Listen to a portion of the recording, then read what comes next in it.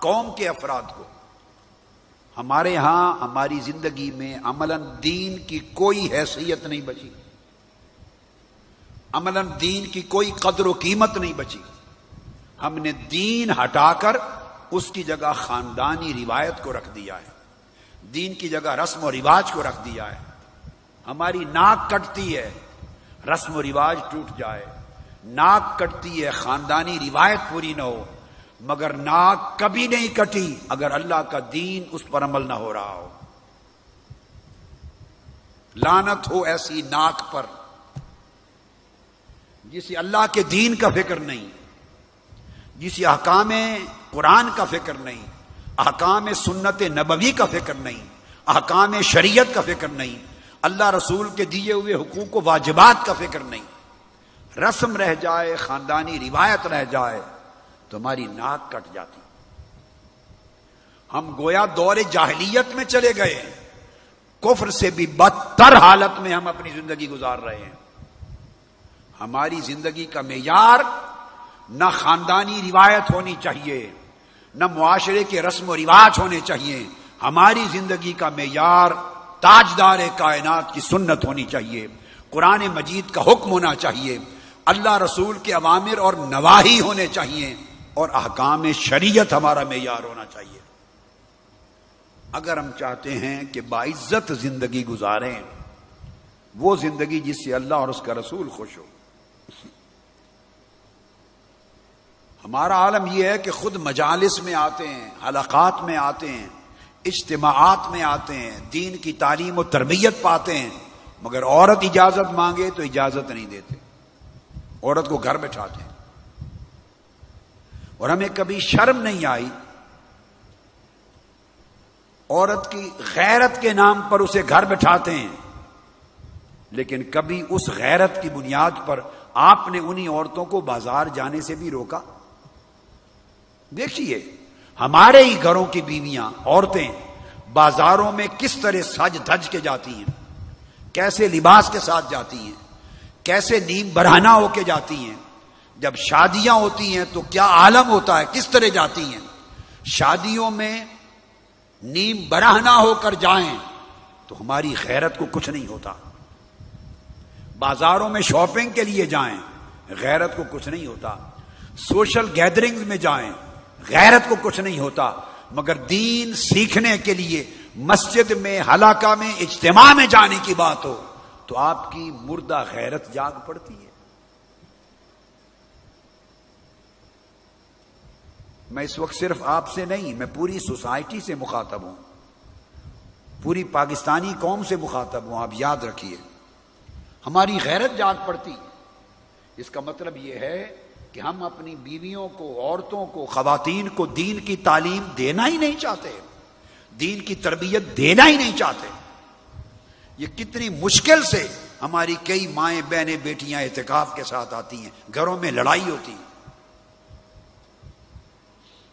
ان کا بھی برابر حق ہے دین سیکھنا، دین کی تعلیم پانا، دین کی تربیت پانا. اس لیے کہ مرد، شوہر، وہ تو صبح سے شام تک پورا وقت دکان پہ گزارتا ہے، دفتر گزارتا ہے، کاروبار میں گزارتا ہے، روزگار کمانے میں گزارتا ہے، گھر چلانے کے لیے سرمایہ فراہم کرنے پر سارا دن گزارتا ہے. اولاد کی تربیت کس کی ذمہ داری ہے؟ اولاد کس کی گود میں پلتی ہے؟ اولاد کو اللہ رسول کا نام کون سکھاتا ہے؟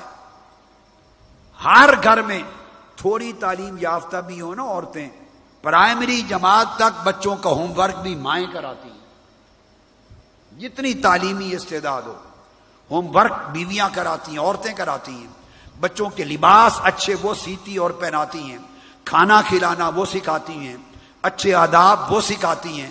ارے اگر آپ بیویوں کو، عورتوں کو دین کی تعلیم اور تربیت کا موقع بڑھ چڑھ کر فراوانی سے مہیا نہیں کریں گے، انہیں دین نہیں آئے گا.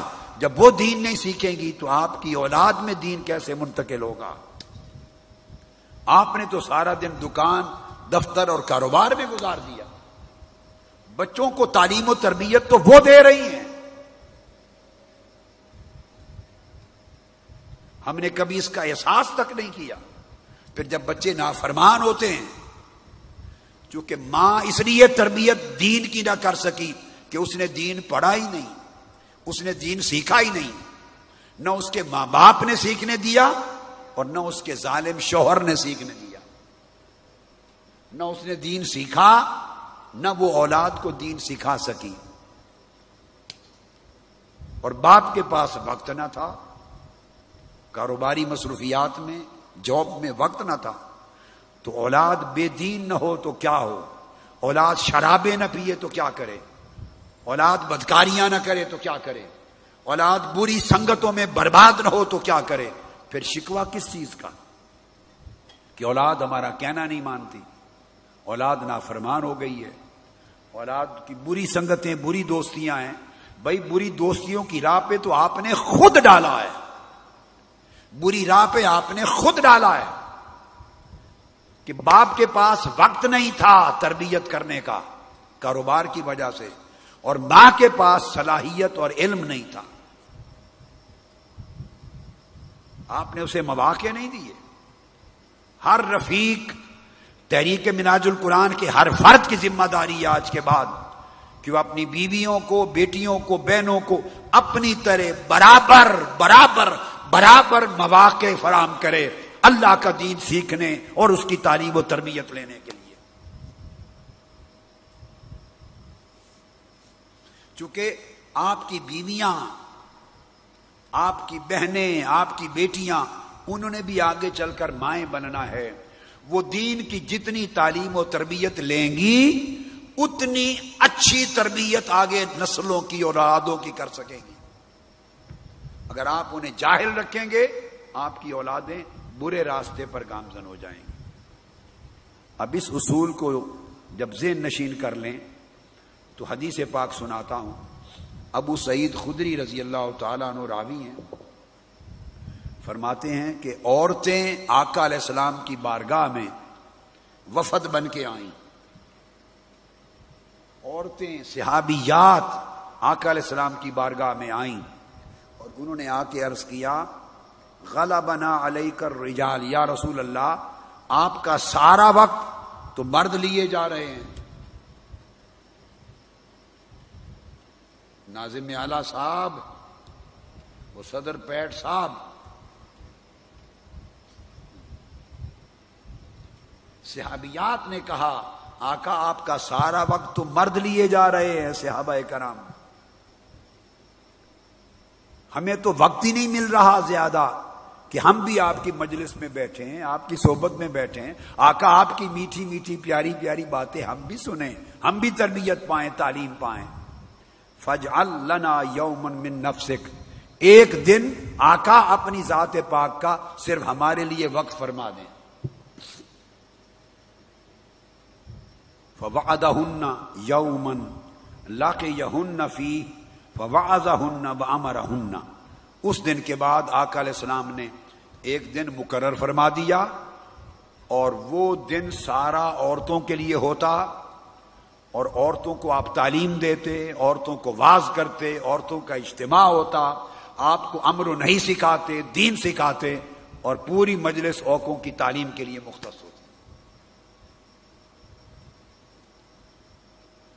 بعض لوگ نادانی اور کم علمی میں اب نہیں، جب تحریک منہاج القرآن میں ہم نے یہ دروازہ کھولا عورتوں کو براہ راست اجتماعات میں آ کے تعلیم و تربیت کے مواقع دینے کا، تو کچھ لوگ ابتدا میں کہا کرتے تھے مگر اب ہر کوئی اس راہ پہ چل پڑا۔ ہر کوئی تو اب بھی میں نہیں کہتا کہ اب بھی اسی طرح فرسودہ خیال کے لوگ ہیں، بہت سے لوگ اس راہ پہ چل پڑے، مگر پاکستان کی تاریخ میں یہ دروازہ عورتوں پر دین کی تعلیم و تربیت کے لیے حلقات و اجتماعات میں آنا، یہ دروازہ تحریک منہاج القرآن نے کھولا ہے، یہ سیرا منہاج القرآن کے سر پر ہے۔ اس سے پہلے کوئی دینی ماحول میں کوئی دینی جماعت، دینی تحریک، دینی تنظیم، دینی ادارہ عورتوں کو داخل نہیں ہونے دیتا تھا اپنے اجتماع میں۔ یہ راستہ منہاج القرآن کی تحریک نے کھولا، اور یہ سنت نبوی ہے۔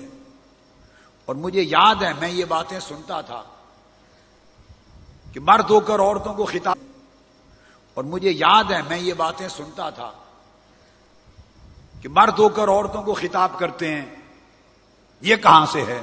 یہ بخاری مسلم کی متفق علیہ حدیث ہے، یہ سنت مصطفیٰ ہے، یہ راستہ آقا علیہ السلام نے بتایا کہ ہفتے میں ایک دن براہ راست آقا علیہ السلام عورتوں سے خطاب فرماتے تھے اور تعلیم و تربیت دیتے تھے۔ پھر آگے صحیح مسلم کی حدیث ہے، اور امام احمد نے اپنے مسند میں اور امام ابو داود نے سنن میں روایت کی، عبداللہ بن عمر رضی اللہ تعالیٰ عنہ راوی ہیں، ان رسول اللہ صلی اللہ علیہ وسلم قال لا تمنعوا اماء اللہ مساجد اللہ۔ آقا علیہ السلام نے حکم فرمایا امت کو، فرمایا اللہ تعالی کی باندیوں کو، یعنی عورتوں کو، انہیں اللہ کی باندی کہا، اللہ کی باندیوں کو اللہ کی مسجدوں میں آنے سے مت روکا کرو۔ اللہ کی باندیوں کو اللہ کے گھروں میں آنے سے بولیے مت روکا کرو، یہ آقا علیہ السلام نے حکم فرمایا، انہیں آنے دیا کرو تاکہ یہ بھی دین کی تعلیم و تربیت پائیں۔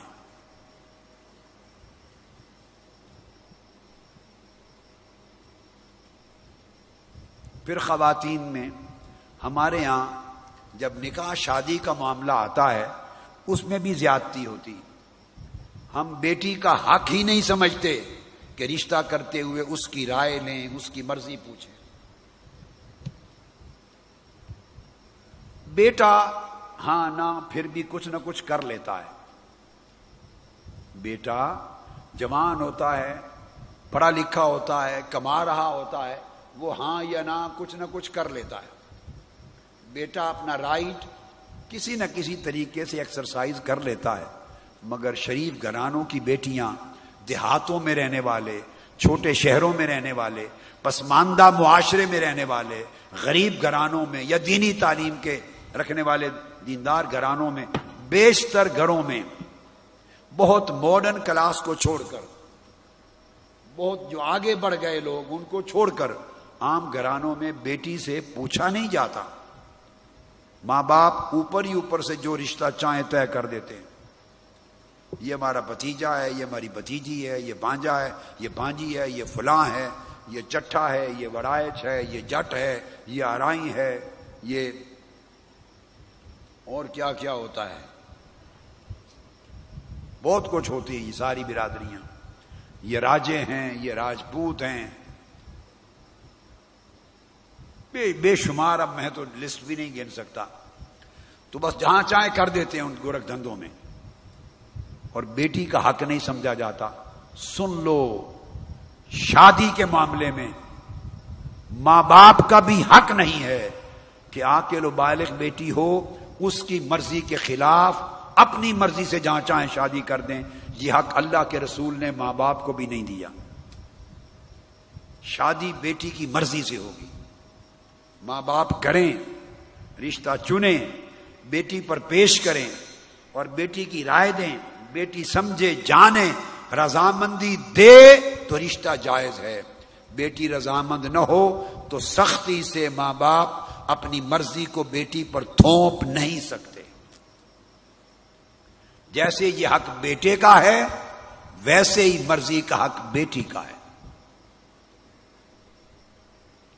ابو ہریرہ رضی اللہ تعالیٰ عنہ روایت کرتے ہیں، اور یہ حدیث متفق علیہ ہے بخاری مسلم کی، آقا علیہ السلام نے فرمایا کہ بیوہ ہو اگر کوئی آپ کی بیٹی ہے، شوہر فوت ہو گیا، شادی شدہ تھی، بیوہ کا نکاح بھی اس کی اجازت کے بغیر آگے نہیں کیا جا سکتا، اور کنواری لڑکی اگر بالغہ ہے، کنواری لڑکی، اس کا نکاح بھی اس کی اجازت کے بغیر نہیں کیا جا سکتا۔ لفظ ولا تنکح البکر حتی تستأذن، بالغہ کنواری لڑکی کا نکاح بھی نہیں کیا جا سکتا جب تک اس کی اجازت نہ لے لی جائے۔ قالوا یا رسول اللہ وکیف اذنھا، بیوہ تو اجازت دے لے گی، تھوڑی فرینک ہوتی ہے، لیکن جو کنواری لڑکی ہے بالغہ وہ تو بہت شرمیلی ہوتی ہے، اس کا اذن کیسے ہوگا؟ قال ان تسکت، تم اسے پیش کرو پروپوزل، اگر وہ سن کر خاموش ہو جائے، ناپسندیدگی کا اظہار زبان یا چہرے سے نہ کرے، یا اشارے سے، یا ناگواری کا اظہار چہرے سے نہ کرے، خاموش ہو جائے تو اس کی خاموشی اس کی اجازت ہے۔ یہ متفق علیہ حدیث ہے۔ آقا علیہ السلام کا اتنا فرمان، سو یہ حکم واجب ہو گیا ماں باپ پر۔ بعض کہتے ہیں کہ نہیں، صرف اگر بیوی بیٹی بیوہ ہو گئی ہو یا مطلقہ ہو، اس کی دوسری شادی ہو تو اجازت لے لی جائے۔ نہیں، آقا علیہ السلام نے فرمایا جو شوہر نادیدہ ہے، بالغہ کماری لڑکی ہے، اس کا نکاح بھی اس کی مرضی کے خلاف والدین بھی نہیں کر سکتے۔